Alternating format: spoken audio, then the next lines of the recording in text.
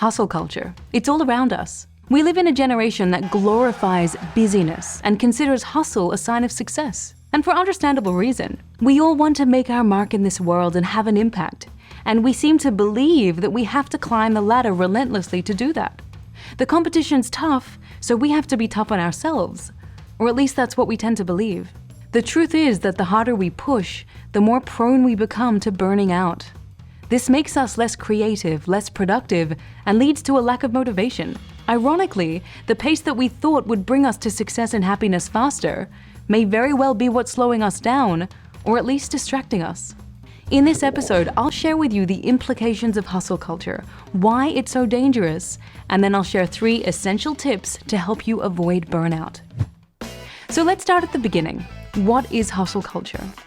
It's been called burnout culture and toxic productivity, and it's this compulsive collective drive as a society to overwork to the point that it becomes a lifestyle habit. A piker walks at the bell. Piker asks how much vacation time you get in the first year. Vacation time.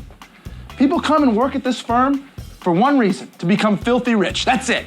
We grind and exert ourselves at maximum capacity day after day and strive to accomplish our goals at lightning speed to keep up with the speed of the digital world that we live in. Things move fast, so we must too if we want to keep up. Not only that, there's also a belief that if you allow time for relaxation and taking breaks, then somehow you're destined for a life of mediocrity.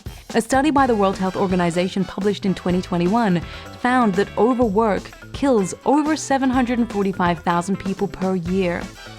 It's one thing for people to work towards their dreams, and another for them to work towards their death.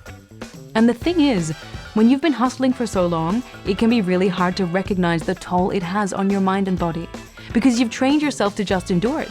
Now, it's also worth quickly noting that every one of us experiences stress differently. 2 people could have the same role and the same workload, yet one could be completely fine, while the other experiences chronic stress, which over time could lead to burnout.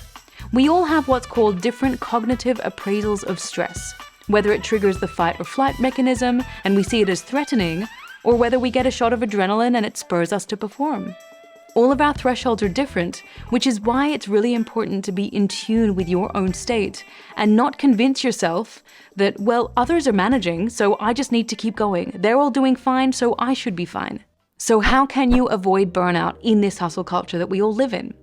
Well, there are 3 practices to help reduce your likelihood of experiencing burnout.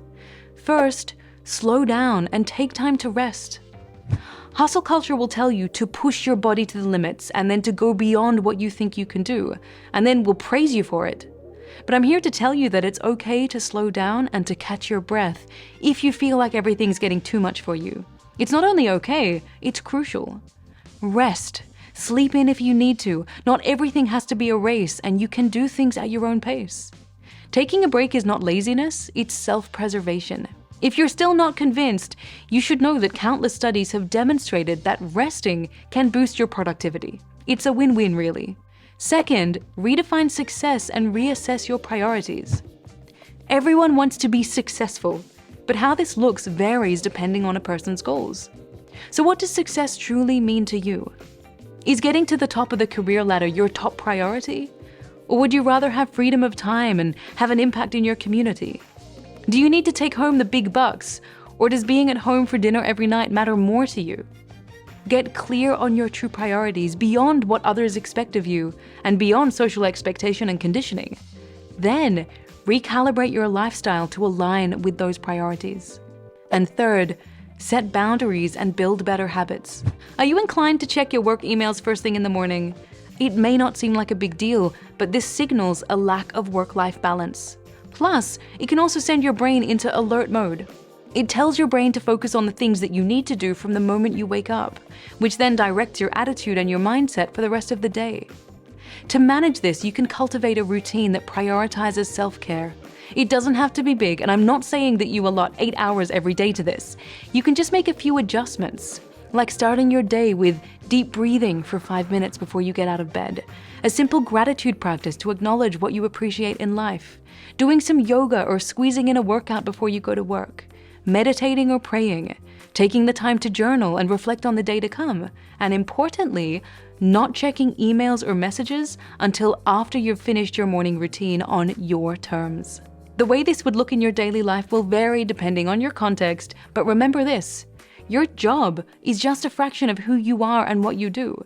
It should not take over your entire life.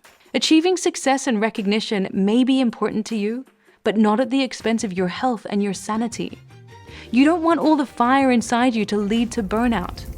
So if you want to reach your highest potential, remember to hustle healthily. And on that note, that brings us to the end of this episode. Huge thank you for tuning in. If you found value in this episode, please give it a like. And if you're not already part of the community, please subscribe and make sure you hit that bell icon to get more videos just like this. I'm Zahrai, and I'll see you again soon. We have developed speed, but we have shut ourselves in. Machinery that gives abundance has left us in want. Our knowledge has made us cynical, our cleverness hard and unkind. We think too much and feel too little. More than machinery, we need humanity. More than cleverness, we need kindness and gentleness.